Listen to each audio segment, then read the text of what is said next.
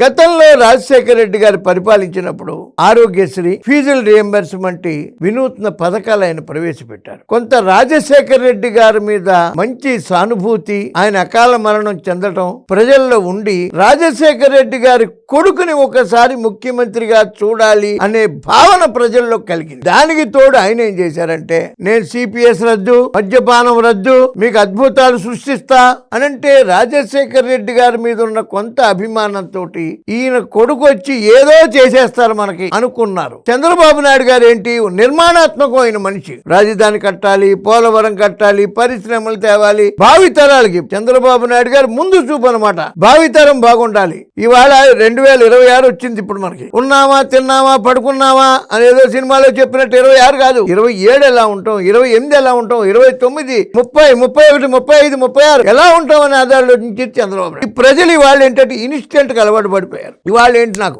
అదేదో కోటి రామకృష్ణ సినిమాలో చెప్పినట్టు ఇప్పుడేంటి నాకు అనే దానికి అలవాటు పడిపోతే, ఇప్పుడు మీకు అద్భుతాలు సృష్టించేస్తా, సాయంకాలానికి బంగారాలు చేసేస్తా, మద్యపానం రద్దు చేసేస్తా, ఏందో లేని పోని హామీలన్నీ ఇస్తే ప్రజలు ఆ హామీలకి నిజం అనుకుని నమ్మి గోతిలో పడ్డారు. పడ్డ తర్వాత తెలిసింది వాళ్ళకి